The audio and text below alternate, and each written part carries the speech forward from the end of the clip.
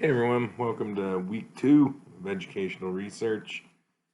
Um, Thank you for providing the introductions of yourselves. I have not reviewed all those yet, but I will. So if you haven't done that, please do that. And I'm just going to provide a little introduction to my about myself. I've been here at the University of Montana. This is my my 19th year. I've played various roles in the department and in the college. I've been the chair 2 different times for a total of about 6.5 years now. So did a lot of our accreditation work for close to 11 years, something like that. So um, and I'm a full professor, and I came here from the University of Oregon, and this is the only university I've had a tenure track position. And I came here from the University of Oregon, where I got my PhD in special education. And before that, I did my master's degree in a field called applied behavioral sciences, which is actually more related to social problems and criminal justice.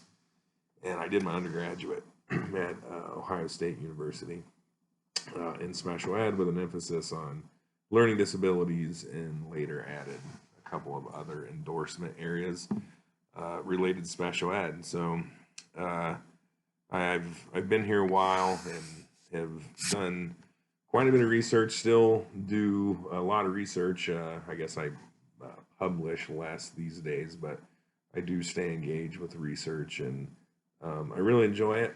And I've enjoyed it all the way back to my undergraduate days at Ohio State, where I was involved in a study, what's called a single subject design, where we were testing. It was actually a board game as a behavioral intervention, and it kind of got me hooked on just doing research. And I eventually, as I became a teacher, I wanted to do a master's degree in something different, and that's how I started working, studying criminal justice and social problems. And funny enough, I actually tried to get involved I did get involved in studying militia groups. This would have been in the late 1990s, which weren't really on many people's radars at the time. Um, I really couldn't get a faculty member who was interested in it to mentor me in that area. So I eventually started studying alternative schools, and you'll hear me reference that quite a bit. And a lot of people are interested in that subject area, actually. Um, but I was fortunate at the University of Oregon to be involved in some grant funded research where we did some of at the time, in the early 2000s, what was new research and some of the most comprehensive research on alternative schools. And I continued to write in that area and publish for several years. Then I got involved kind of simultaneously. Well, after I came here, I really got involved in what's referred to as response to intervention, or multi tiers of student supports. And I got involved in that as a way of teaching best practices to people who were going to be teachers. So I, did that for. I'm still involved in that in certain ways. I used to be more involved in the reading aspect of that, and did one of the biggest studies that's ever been done on DIBELS, which is a reading assessment. Many of you have probably heard of, and did that work actually in western Montana, and actually validated all the reading passages in the current current version of DIBELS. So, and now I'm involved in a study where we're looking at improving positive behaviors, increasing positive behaviors on the playground, and that's called Project Recess. So that's a roundabout way to tell you a little bit about myself. More personally, I grew up in Ohio. I have 3 kids, and stay pretty active, also playing music, and also coaching and doing things with my family. So it's a roundabout way to share with you my background in research, but also I consider myself a multi-methodologist, meaning I don't really take a side on what's the best methodology because I have a lot of respect for both quantitative and qualitative research. And in fact, early in my career, I mainly did qualitative research, and that's what my dissertation was.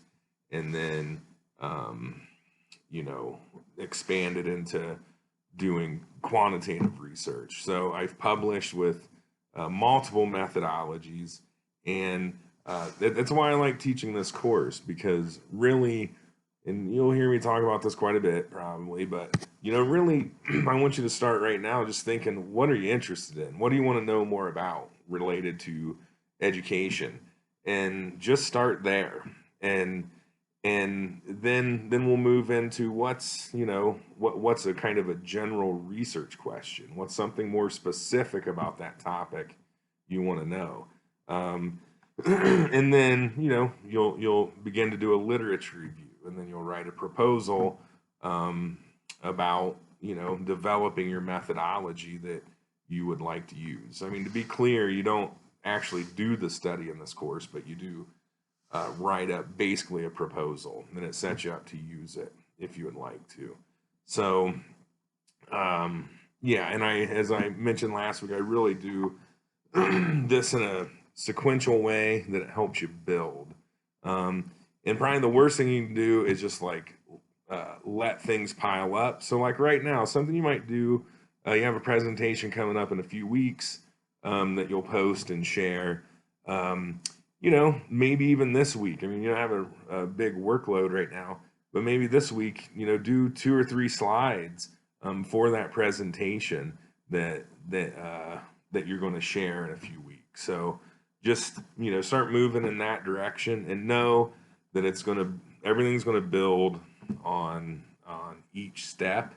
And do reach out to me. I offer this repeatedly to classes.